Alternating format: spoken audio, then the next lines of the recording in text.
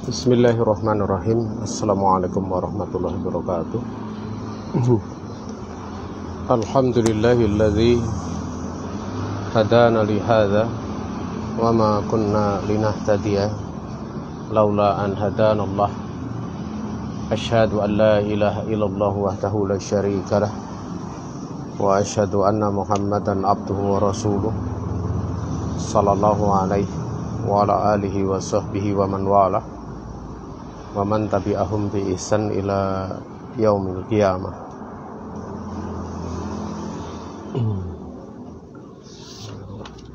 Saudaraku kaum muslimin yang dirahmati Allah Subhanahu wa taala. Di siang ini kita akan kembali melanjutkan pembahasan dari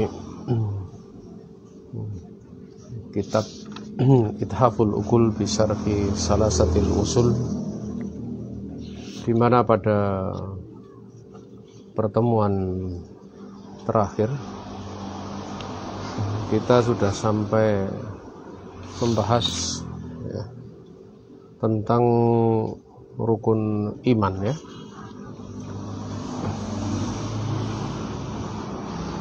Dimana untuk pembahasan kita kali ini kita masuk pada pembahasan tentang beriman terhadap takdir ya.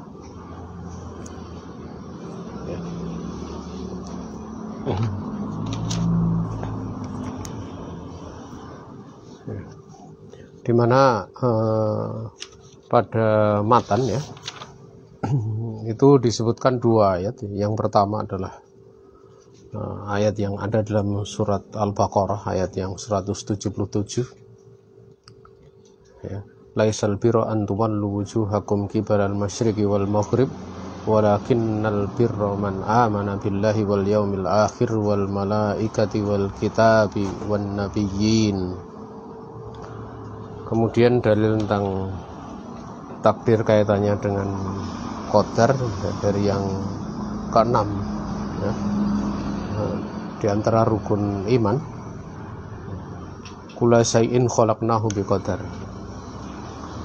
Sehingga di dalam ayat ini sebagaimana dijelaskan oleh beliau hafizahullah taala, beliau menyebutkan rukun iman yang 6 itu dengan dua ayat, yang mana ihdahuma hawat khamsata arkanin. Salah satu ya, dari keduanya itu mencakup atau mengandung 5 rukun, yaitu ayat yang pertama, yaitu iman kepada Allah, iman kepada hari akhir, iman kepada malaikat, kemudian iman kepada kitab, dan iman kepada para nabi. Di situ tidak disebutkan iman kepada para rasul, tapi kepada para nabi ya. Dan ini tidak ada masalah ya, karena iman kepada rasul, bahwa setiap rasul itu dia adalah juga seorang nabi ya, seorang nabi. Dan mengimani rasul dengan nabi itu masing-masing ada yang lebih khusus padanya ya. Ya. Ada yang sifatnya lebih umum dan ada yang lebih khusus padanya. Karena khobar-khobar tentang nabi sendiri juga ada yang dikhobarkan kepada kita dan ada yang tidak dikhobarkan kepada kita. Demikian pula rasul ya. Dan tentu untuk rasul yang terakhir, yaitu Nabi Muhammad SAW, keimanannya itu keimanan yang melazimi untuk tunduk kepadanya, mengikuti syariat yang dibawanya. Berbeda dengan iman kepada rasul-rasul sebelumnya ya. Nah, dan di pembahasan kita sebenarnya ada pembahasan yang diperinci ya, seputar tentang masalah apa yang masyhur dikatakan 25 nabi ataupun 25 rasul. Ini ada pembahasan yang bisa menimbulkan pertanyaan seperti keberadaan Nabi Adam. Apakah beliau ini seorang nabi atau beliau seorang rasul? Syekh bin Baz rahimahullah ta'ala, beliau menyebutkan beliau adalah seorang rasul dan seorang nabi. Dikarenakan memang tatkala Nabi Adam alaihissalam diperintah oleh Allah, itu pasti dia menyampaikan syariat kepada keturunannya, sehingga jelas dari sisi itu beliau adalah rasul. Tapi dari keberadaan bahwa keturunannya itu sepakat dengan beliau, itu adalah justru sisi kenabian lah yang lebih nampak gitu. Karena Nabi itu diutus tidak membawa syariat baru, tapi pada kaum yang memang sudah sepakat dengan syariat sebelumnya. Namun bukan letak kita pembahasan di sini. Kemudian di antara 25 yang masyhur itu ada yang diperselisihkan di dalamnya, yaitu 2 nabi. Yang pertama adalah Uzair, dan yang kedua adalah Dzulkifl. Sebagian ulama memasukkan Uzair masuk di dalam 25 para nabi atau para rasul. Ya. Namun yang benarnya di dalam riwayat Imam Ahmad dan yang lainnya, ya, kalau tidak salah Ibnu Majah, saya agak lupa yang satunya itu, ya, itu Nabi alaihi salatu wassalam, beliau mengatakan la adri Uzairun huwa nabiyun amla. Saya tuh tidak tahu itu Uzair itu dia nabi atau bukan. Sebagaimana Nabiullah Muhammad SAW, beliau juga tidak mengetahui seperti Luqman, ya, ataupun Dzulqarnain gitu. Itu juga memang tidak diketahui apakah seorang nabi atau seorang bukan nabi ya. Tapi memang disebut oleh Allah seperti Luqman itu adalah seorang yang soleh, ya, yaitu seorang hamba yang soleh. Kemudian tentang Dzulkifl itu sering dikatakan dia adalah Nabi Ilyas. Tapi ada pula yang mengatakan Dzulkifl itu dia adalah Nabi Zakaria. Dikatakan Dzulkifl karena dialah yang diberi amanah oleh Allah Subhanahu wa taala untuk menjamin Maryam, sehingga dikatakan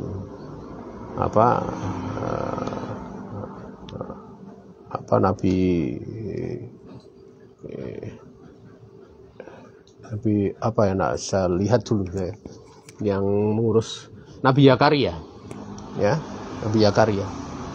Ada yang mengatakan dia adalah Zakaria, Dzulkifl itu, karena Allah menyebutkan wa kaffalaha Zakaria, dan Zakaria lah yang telah mengurus Maryam. Itu adalah yang diperselisihkan. Ya. Wallahu taala alam. Ya. Dan kita tidak perlu untuk merinci perkara tersebut.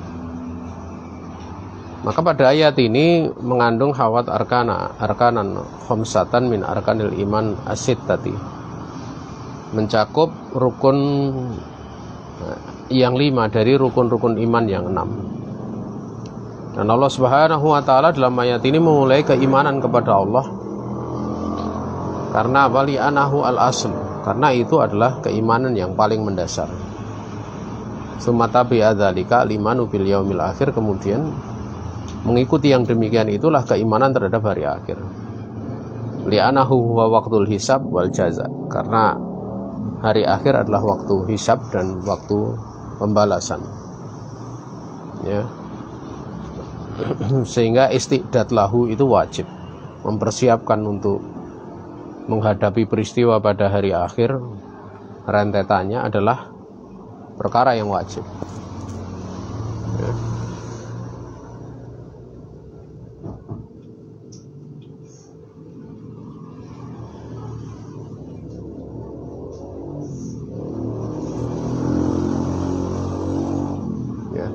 Perkara yang wajib.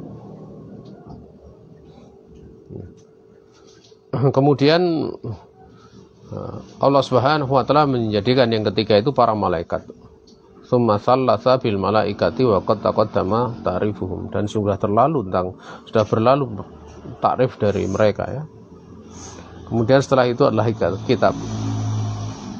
Ya, dikarenakan kitab itu dia adalah sebentar ya saya tadi. Kemudian yang ketiga malaikat, dan telah berlalu tentang takrifnya. Kemudian setelah itu kitab. Li'anal kutuba ia turukul hidayah, karena kitab-kitab itu merupakan jalan untuk mendapatkan petunjuk. Yaitu petunjuk apa? Petunjuk yang berupa irsadiyah ya. Hidayah irsadiyah. Hidayah ilmiah. Hidayah yang bersifat bimbingan ilmiah, ilmu ya. Seorang dia bisa mengetahui mana yang hak, demikian pula mana yang batil. Kemudian pada ayat tersebut ditutup dengan iman terhadap para rasul. Tapi pada lafaz ayat itu kan nabi, pada para nabi ya, an-nabiyyin gitu, wan nabiyyin. Dan tadi telah disinggung pembahasan seputar masalah para nabi tersebut. Namun beliau di sini menjelaskan li'anna rusula yubaliguna anillahi ta'ala ma anzalahu ala khalqihi minal wahyi. Dikarenakan para rasul itu mereka menyampaikan dari Allah sesuatu yang Allah Ta'ala telah turunkan kepada makhluknya berupa wahyu. Karena memang rasul itu diutus untuk menyampaikan wahyu. Sebagaimana Allah telah menjelaskan, sudah pernah kita bahas, walaqad ba'atsna fi kulli ummatin rasulah an ibudullaha wajtanibut taghut. Sesungguhnya kami telah mengutus pada tiap umat itu seorang rasul. Yang rasul itu mereka menyerukan ubudullaha, sembahlah oleh kamu sekalian Allah, dan jauhilah daripada taghut. Ya. Kemudian jamaah yang dirahmati Allah Subhanahu wa taala, ayat yang kedua yaitu kula syai'in khalaqnahu biqadar. Segala sesuatu itu kami ciptakan ya, dengan ukurannya. Maka ayat ini mencakup, terkandung padanya itu rukun yang keenam, tadammanatir rukna asadisa. Ayat ini mengandung rukun yang keenam, yaitu iman terhadap takdir, baik takdir yang baik maupun takdir yang buruk. Ya, dikatakan takdir buruk itu dari sisi makdurnya, dari sisi yang ditakdirkan. Artinya yang ditakdirkan itu kan makhluk, bukan dari sisi apa yang mentakdirkan. Yang mentakdirkan Allah. Adapun yang mentakdirkan semua perbuatannya adalah baik. Ya, sementara dari sisi yang ditakdirkan, tatkala Allah mentakdirkan sesuatu, ya ada yang baik, ada yang buruk. Ya. Namun dari sisi yang lain, bahwa takdir yang buruk itu sendiri, itu dia adalah kebaikan min wajhin akhar. Dia merupakan kebaikan dari sisi yang lainnya. Ya, sebagaimana dijelaskan oleh Syekh Muhammad bin Shalih Al-Utsaimin di dalam kitab Al-Qaulul Mufid. Seperti Allah mentakdirkan sakit. Allah mentakdirkan sakit. Maka sakit ini merupakan sebuah kejelekan. Tapi kebaikan untuk hamba yang ditakdirkannya itu manakala hamba itu sabar. Ya. Hamba tersebut akan diampuni dosa-dosanya. Hamba tersebut akan diangkat derajatnya.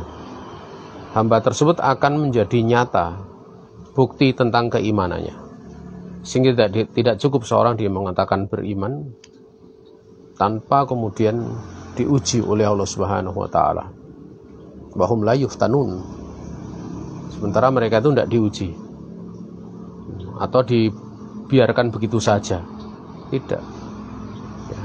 Artinya tatkala kemudian mereka mengatakan beriman, sebagaimana Allah menciptakan manusia itu maksudnya adalah untuk ibadah ya.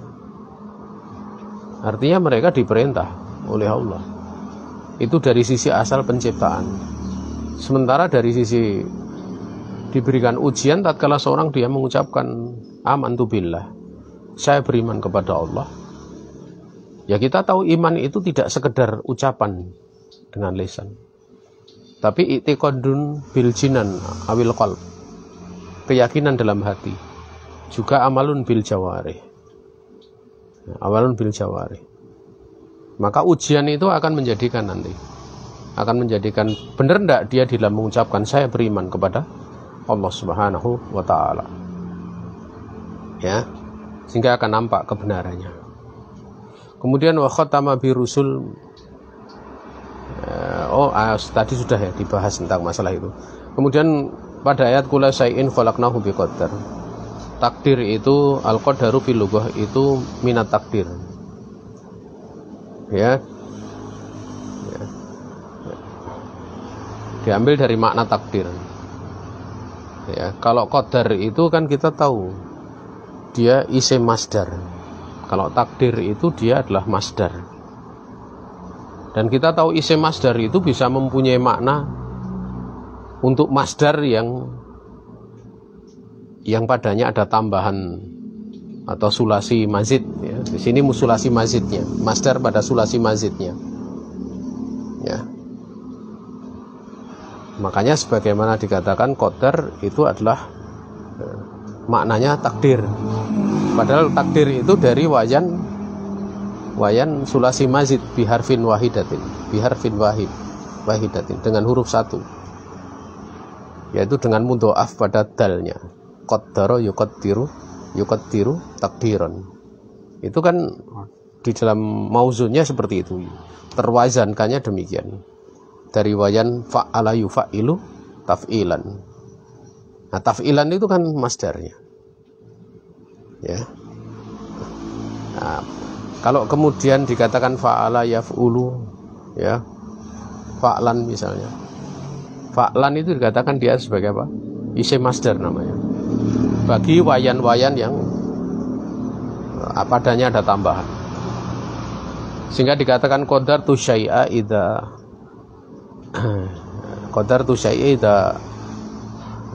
ahadtu bimiqdarihi. Dikatakan aku ini memperkirakan sesuatu apabila aku bisa meliputi ukurannya. Bisa meliputi, bisa mengetahui ukurannya itu seperti apa. Ini secara bahasa. Sementara secara istilah itu adalah takdirullahi azza wa jalla lil asya'i qabla hudusiha takdiran yuwafiqu ilmahu wa kitabatahu. Kamman wa kaifan wa zamanan wa makanan.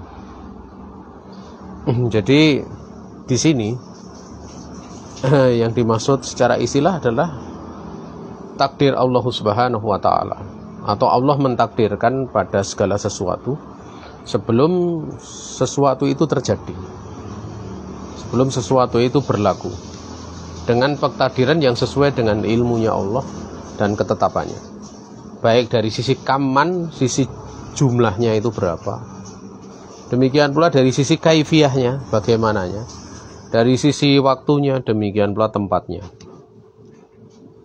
Itulah takdir. Dan takdir ini walahu arba'u maratiba, ada 4 tingkatan. Tingkatan yang pertama adalah al-ilmu, tingkatan yang kedua al-kitabah, tingkatan yang ketiga adalah al-masyiah, tingkatan keempat adalah al-khalqu. Tingkatan yang pertama itu ilmu. Artinya apa? Ilmu Allah Ta'ala bima kana wa ma la yakunu wa ma lam yakun lau kana kaifa yakun. Jadi Allah Ta'ala ya, pentakdiran kaitan dengan ilmu itu Allah Ta'ala mengetahui apa yang bimakana, apa yang telah terjadi dan apa yang akan terjadi. Dan Allah Maha mengetahui sesuatu yang tidak terjadi. Ya. Dan Allah mengetahui andaikan kemudian terjadi, bagaimana terjadinya. Itu Allah tahu. Ya. Artinya segala sesuatu yang memang tidak akan terjadi itu tidak sekedar Allah maha mengetahui tentang sesuatu yang tidak terjadi, namun andaikan itu terjadi pun Allah maha tahu seperti apa. Seperti apa? Contoh ya. Contoh sesuatu yang tidak terjadi. Sesuatu tidak terjadi, tapi dalam ilmunya Allah andaikan itu terjadi akan terjadi seperti ini. Itu tatkala orang-orang musyrik yang dimasukkan neraka, dia ingin balik ke dunia. Mereka ingin berbuat seperti ini, seperti itu. Kan itu nggak bakal terjadi, ya udah masuk neraka dibalikkan ke dunia, itu nggak mungkin. Tapi andai kan kemudian mereka dibalikkan lagi ke dunia, hidup di dunia, niscaya mereka akan berbuat kemusyrikan sebagaimana sebelumnya. Allah Maha mengetahui. Karena sempurnanya ilmu dari Allah Subhanahu wa taala. Ya. Dan ilmunya Allah Subhanahu wa taala, sekali lagi jamaah yang dirahmati Allah Subhanahu wa taala, itu bukan berarti memaksa ya, majbur. Sehingga seorang dia dipaksa oleh Allah untuk seperti ini. Ya. Seperti misalnya seseorang dia kafir. Allah sudah mengetahui kalau di orang itu akan kafir. Tapi bukan berarti dia kafir itu karena majbur, dipaksa oleh Allah. Hidayah sudah sampai kepadanya, namun dia lebih memilih untuk mengingkari dari perintah Allah Subhanahu wa taala. Sehingga layak untuk diadab oleh Allah Subhanahu wa taala. Kemudian yang kedua adalah al-kitabah, ketetapan, yaitu catatan. Haitsu amaral qalam bi kitabati ma huwa kainun wafqa ilmihi ila qiyamisah. Di mana Allah memerintahkan pena untuk mencatat sesuatu yang akan terjadi sesuai dengan ilmunya Allah sampai hari kiamat. Ya, tercatat semua. Takdir itu tercatat dari awal sampai akhir. Tercatat fil lauhil mahfuz. Kemudian yang ketiga adalah al-masyiah. Kaitannya dengan kehendak. Ya, ketetapan takdirnya Allah yang berkaitan dengan kehendak. Itu fama syaa kana wa ma lam yasha lam yakun. Apa saja yang Allah kehendaki itu pasti terjadi. Dan apa saja yang Allah tidak kehendaki ya nggak akan terjadi. Ya, Allah Subhanahu wa taala punya masyiah. Kemudian yang keempat adalah al-khalqu, penciptaan.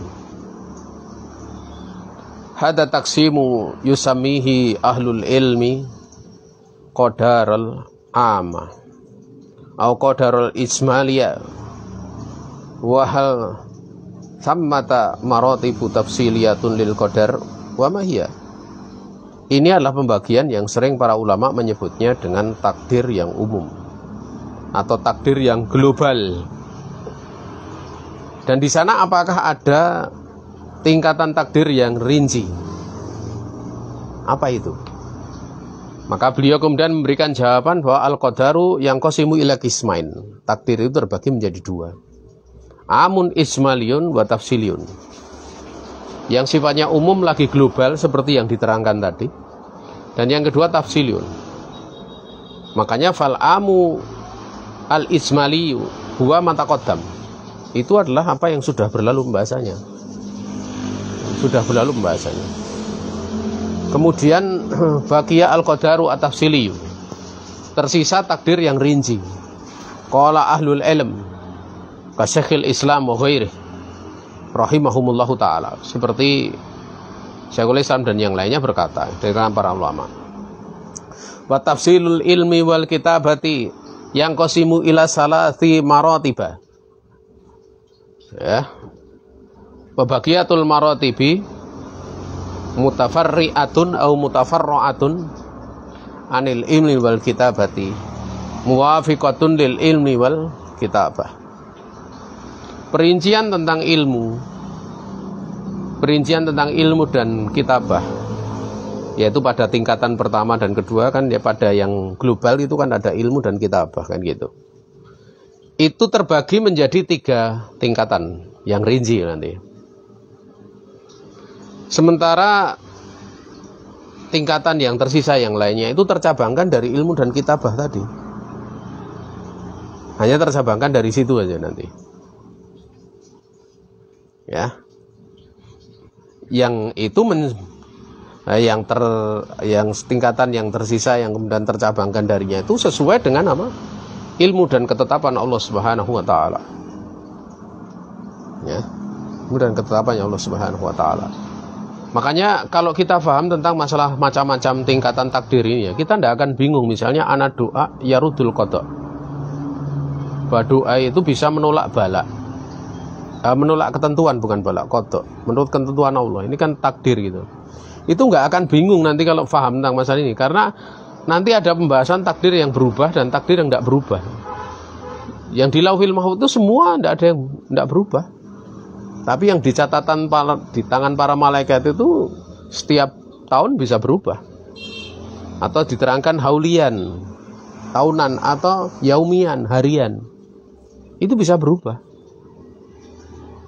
Namun perubahan yang ada sifatnya haulian atau yaumian itu tidak akan keluar dari apa yang sudah tercatat di Lauhil Mahfuz. Kalau di Lauhil Mahfuz itu benar-benar semua tercatat. Ya.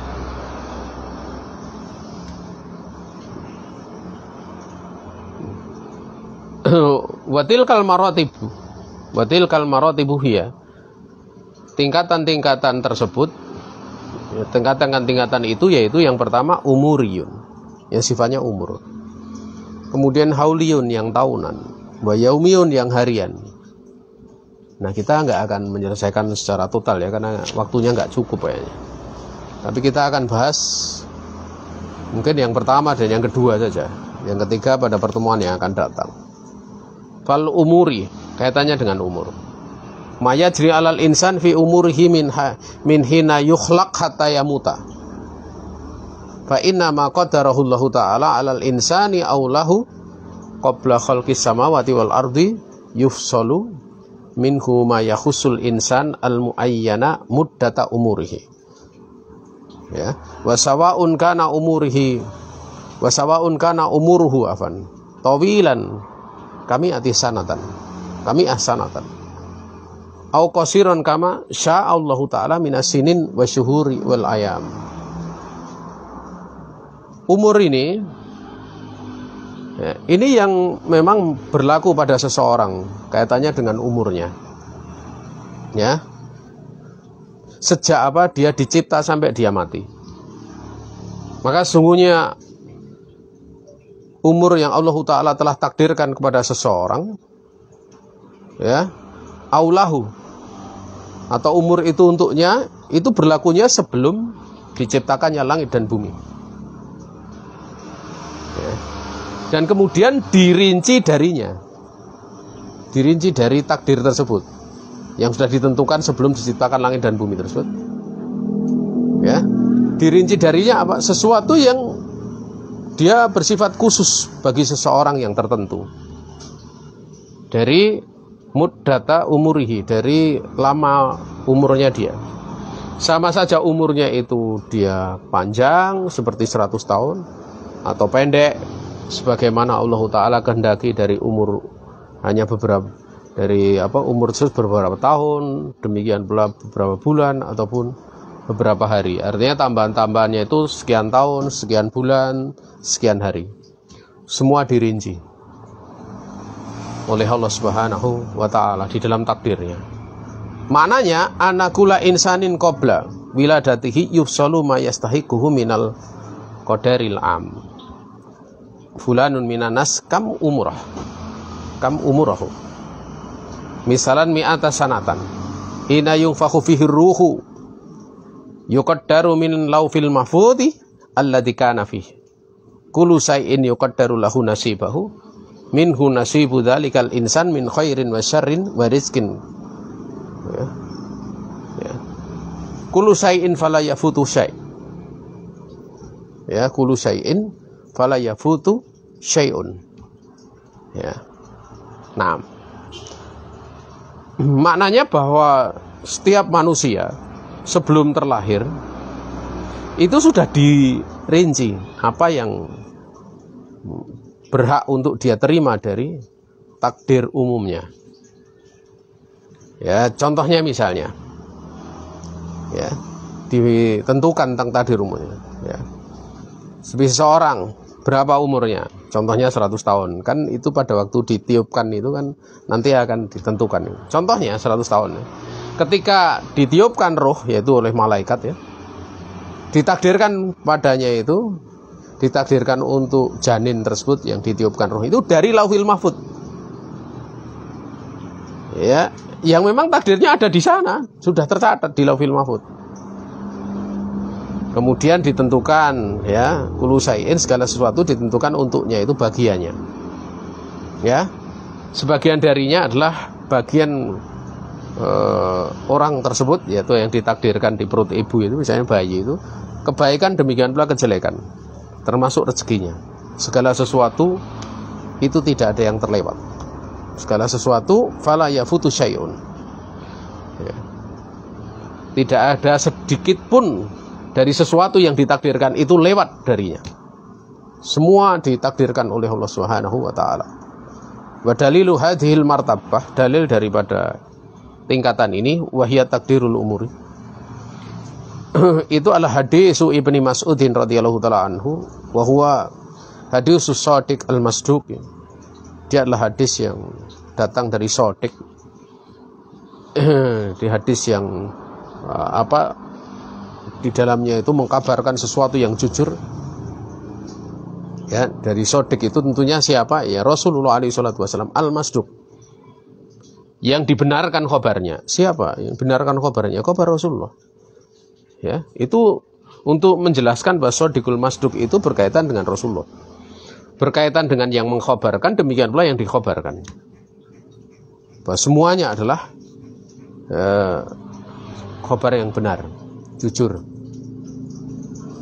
Ya, dimana diterangkan dalam hadis tersebut, yursalu ilaihil malaku fayangfuhu fihi ruha wa yu'maru bi arba'i kalimat. Ya, bikat bi rizqihi wa ajalihi wa amalihi wa syaqiyun aw sa'idun. Diutus kepada janin yang sudah berumur 120 hari tersebut. Itu malaikat. Kemudian malaikat akan meniupkan padanya ruh.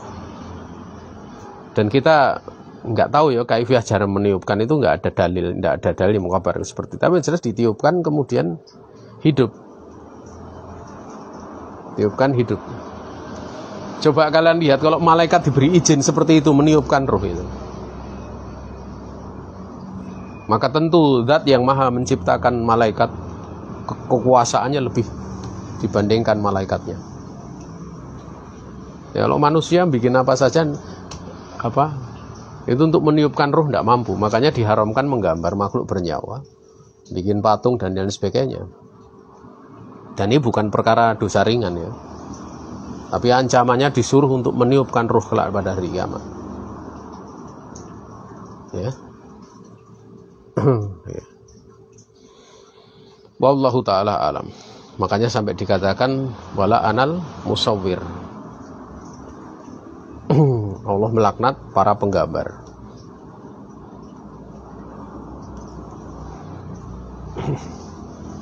Kemudian diperintahkan dengan empat perkara untuk menetapkan empat perkara, yaitu ketetapan rezekinya, ketap ajalnya, ketetapan dari amalannya, kemudian bahagia, celaka dan bahagianya. Kita kadang bingung kok dikatakan ini marfu sakyun au saidun, itu mahal ya. Itu mahal apa? Mahal jar atau mahal majrur. Ya, karena itu jumlah. Artinya apa? Wa huwa sakyun au saidun. Wa huwa sakyun au saidun. Itu mahalnya majrur. Ya. Pertama ketetapan rezekinya. Maka kalau sudah ditetapkan rezekinya begitu lahir gitu loh. Rezeki itu pasti akan sampai. Pasti akan sampai. Orang mau bekerja atau orang tidak mau bekerja itu mesti akan sampai. Makanya kalau orang nggak mau bekerja nyari nafkah, tapi dia punya tenaga besar gitu. Ya. Maka dia nggak akan kuat untuk tidur makan, stres juga seperti itu. Tidur makan, stres. Mesti dia akan bergerak. Karena manusia itu dikatakan disebut oleh Allah dengan nas, anas, Nas itu maknanya diambil dari kata naus. Naus itu banyak bergerak, kasratul harokah. Jadi manusia itu kalau kemudian tidur, makan, tidur, tidak ada yang kuat. Kalau mau buktikan silahkan. Mesti stres nanti. Ini stres. Makanya kalau kemudian makan, tidur, kadang dia ingin menyalurkan tenaganya, pengen keluar. Tapi kalau dia nggak pernah bekerja ya, lama-lama kan ya butuh apa? Butuh nyari nafkah. Kalau di rumah terus mesti nyepeti rumah gitu loh. Makan tidur nggak ngapa-ngapa, itu mesti jengkel. Orang tuanya saja bisa jengkel, apalagi orang lain. Nah, maka dia kadang cari kesibukan keluar. Kalau tidak punya pekerjaan ya karena di luar kadang butuh ini butuh itu, lama-lama lihat jemuran diambil, nyolong. Akhirnya dia mendapatkan rezeki dengan cara apa? Mencuri. Mesti seperti itu gitu loh. Ya. Nah, pasti rezeki itu akan sampai. Hanya yang dimaksud, yang mesti diperhatikan itu bagaimana caranya gitu. Atau min aina, dari mana dia dapat rezeki. Makanya kalau orang mendapatkan rezeki itu dari sebab dia menjalankan ketaatan. Luar biasa, misalnya jadi pedagang jujur. Masya Allah itu. Atau dia karena kesibukannya di dalam mengangkat kifayahnya umat sampai nggak sempat bekerja. Banyak para ulama kita seperti itu. Bahkan di antara mereka ada yang sama sekali tidak bekerja. Ya. Sama sekali tidak bekerja. Tapi dari pagi sampai malam mengajar terus. Dan tidak pernah mendapat gaji. Ada yang tidak mendapat gaji. Tapi hal yang menakjubkan banyak terjadi. Sampai-sampai diceritakan ya, salah satu ulama itu dia melakukan seperti itu terus. Karena memang dia seorang ulama besar ya. Itu dia untuk nyuci baju saja sampai saudaranya itu sering nyucikan baju, melayani itu. Padahal nggak pernah digaji itu. Pelayannya itu. Waktu itu murid-muridnya bertanya, kenapa kamu sampai segitu pada saudaramu itu? Maka saudaranya itu mengatakan, saya melihat apa yang kalian tidak pernah lihat. Hanya mengatakan demikian, yaitu Syekhul Islam. Walaupun juga ada ulama yang kemudian bekerja, tatkala punya kesempatan bekerja. Ya. Maka kalau kemudian seorang mengajar, karena mengajar itu kan boleh pula dengan cara digaji. Seperti pegawai Kemenak itu kan jadi guru-guru agama di sekolah-sekolah itu kan digaji. Nah, itu bekerja. Tapi ada yang memang tidak seperti itu. Dia masuk pada ranah-ranah apa? Ranah tidak digaji. Seperti para nabi itu seperti itu. Tapi beliau juga bekerja. Tapi satu waktu tidak kemudian kebanyakan waktunya bekerja. Seperti Rasulullah SAW kebanyakan waktunya memberikan bimbingan.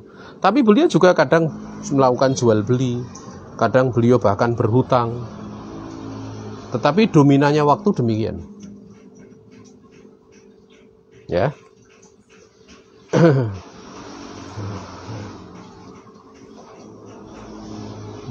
Dan memang sebenarnya ranah amal soleh itu yang menjadi tujuan utama adalah beribadah kepada Allah.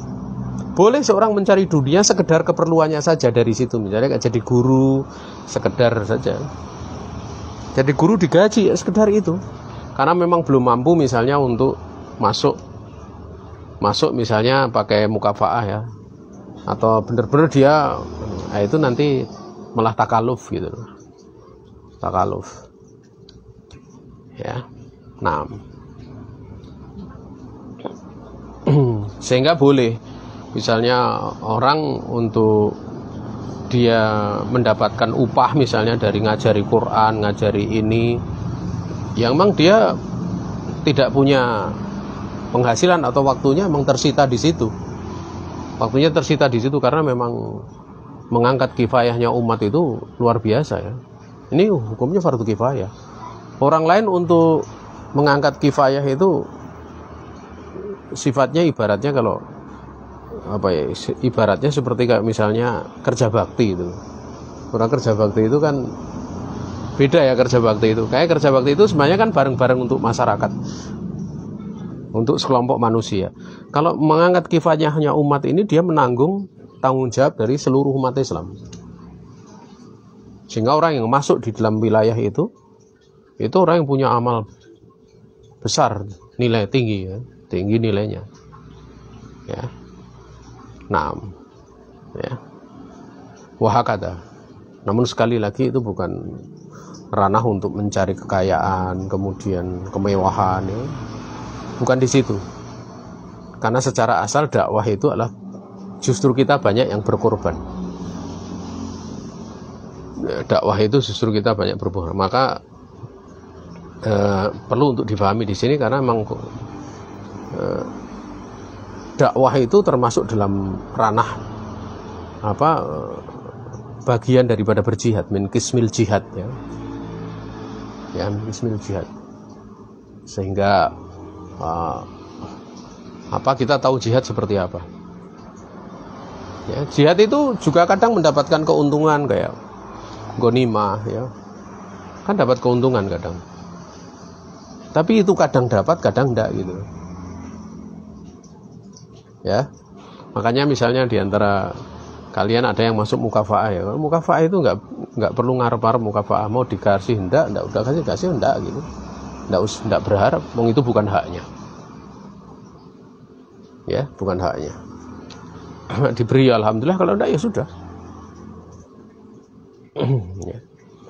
Dan kalau diberi, dianjurkan untuk diterima. Kenapa diterima? Ya. Kenapa diterima? Karena mukafaah itu bentuk penghormatan. Bentuk penghormatan, bentuk pemuliaan, bentuk kecintaan. Sehingga tidak layak untuk ditolak. Makanya Nabi Muhammad SAW kalau diberi sesuatu oleh sahabat itu diterima. Ya. Syekh Muhammad Jamil Zainu rahimahullah ta'ala, beliau menjelaskan di dalam sebagian kutebnya, ya, kalau kalian mengajar kemudian diberi pemberian, terimalah. Kalau enggak, bersabarlah. Beliau tidak merinci pembahasan seputar mukafaah atau penggajiannya. Tetapi kalau dari si penggajian memang benar, seorang boleh untuk meminta apa yang menjadi haknya. Tapi ingat, ya, bahwa di situ ada amal yang mulia di situ. Sehingga sebenarnya adanya gaji itu bukan menjadi tujuan utama, tapi dia wasilah saja. Yang menjadi maksud utama itu ya berdakwah, mengajari manusia.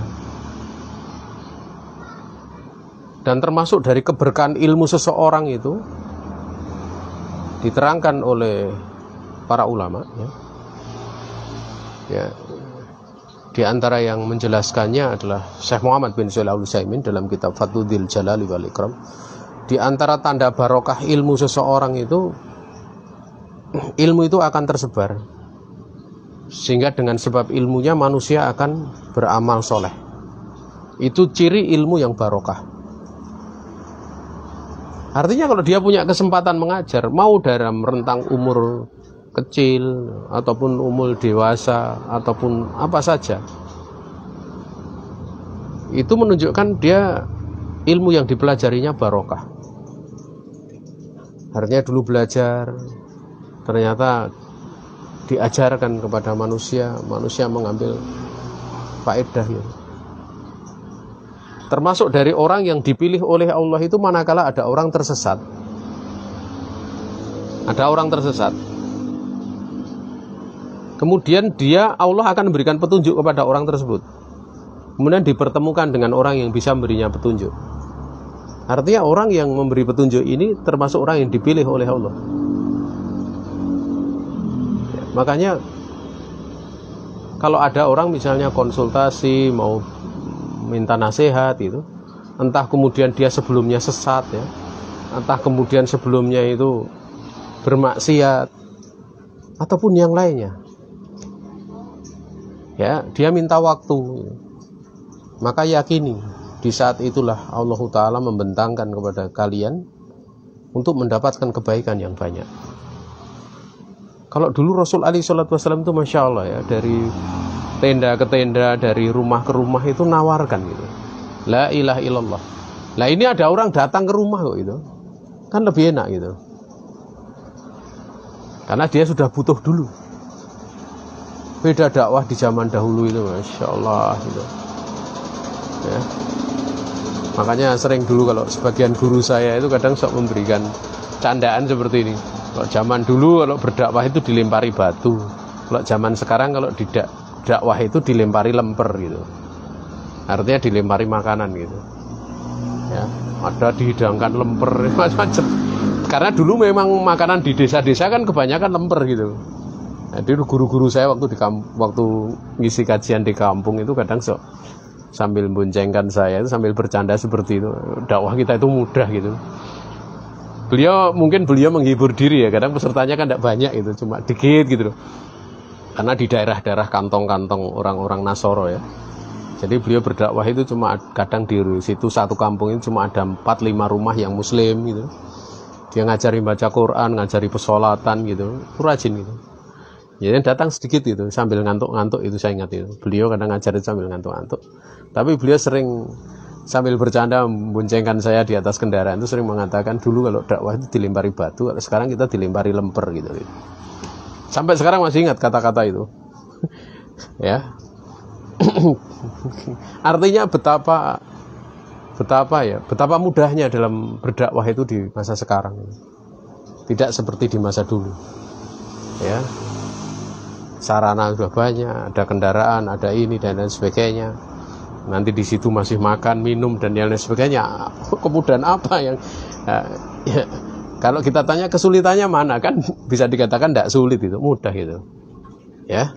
Namun bersamaan dengan itu terkadang lemah kita di dalam mengemban hal yang demikian atau membantu dalam hal yang demikian.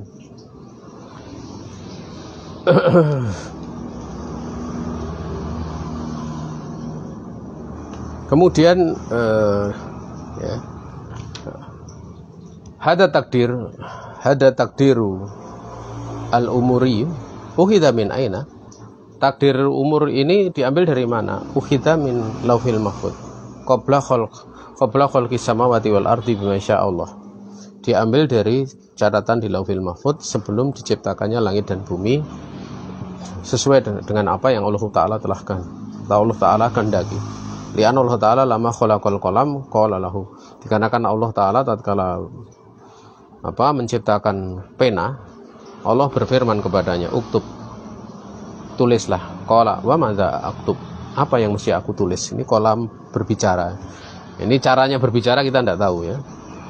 Qala uktub maqadira kulli syai'in, tulislah takdir dari segala sesuatu. Idan hadal insan alladhi nufikhat fihi ruhu ma khassuhu jadidun am azaliyun. Jika demikian, manusia yang ditiupkan padanya roh itu dengan sesuatu yang baru yang mengkhususkannya, atau sebenarnya sesuatu yang azali yang sudah dahulu. Jawabannya azali. Ketentuannya sudah ada sejak dulu, azali. Walakin fasalahu ma yakhusuhu jadidun. Namun yang merincinya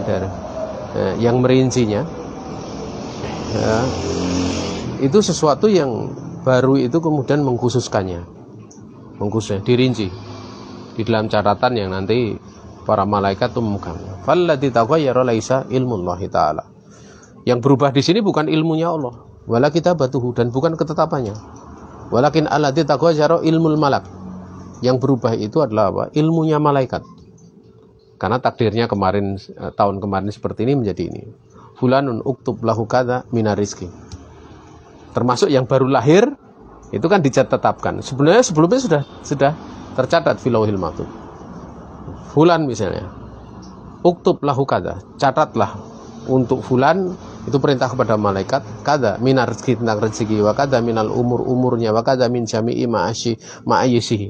Demikian pula dari seluruh daripada penghidupannya, wa masolihi, dan masalahnya, wa majajri alaihi min khairin wa syarrin, dan apa yang berlaku padanya, baik itu yang kebaikan maupun keburukan. Ya, selesai ini yang pertama umuri. Yang kedua adalah martabatu tsaniyatu minal qadari at-tafsili, dari takdir yang tafsili, at-takdiru al-hauli, takdir yang sifatnya hauli tahunan. Wa hadza waqtuhu Lailatul Qadar.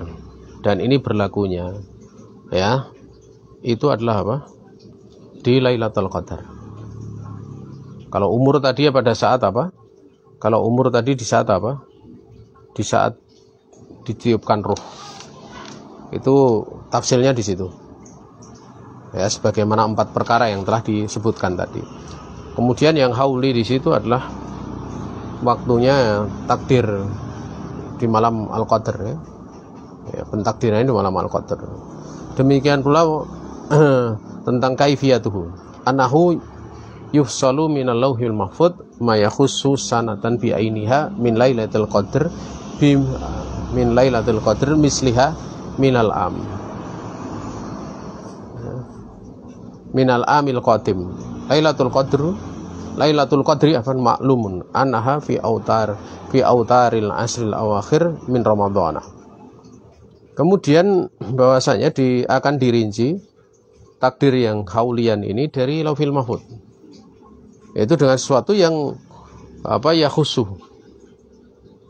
Ya, sesuatu yang akan mengkhususkan 1 tahun takdirnya itu bi'ainiha dengan datnya tersebut.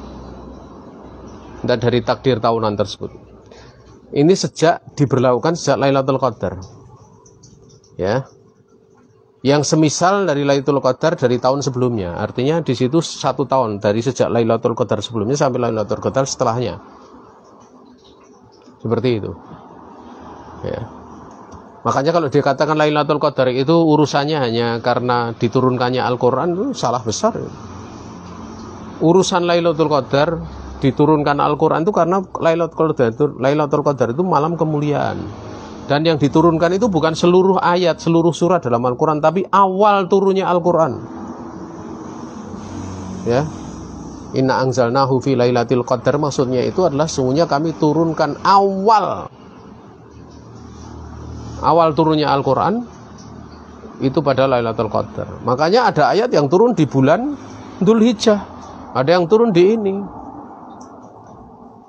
Ya, jadi kalau ada orang yang menganggap kalau Al-Quran sudah tidak turun, berarti sudah tidak ada Lailatul Qadar, ini sisi pendalilan yang benar-benar asing.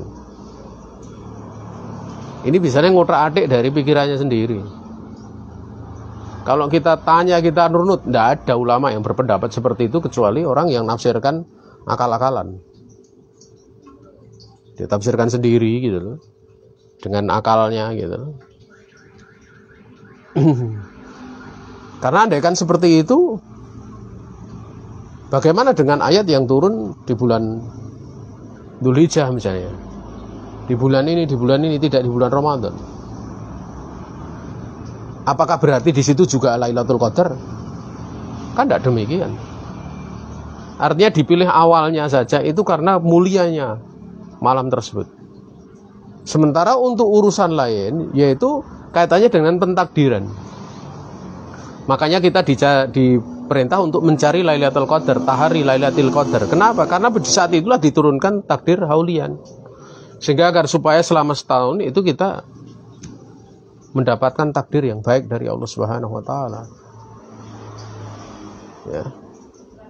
Dalilu qauluhu ta'ala fi awali surati, wana ulangi ini ya.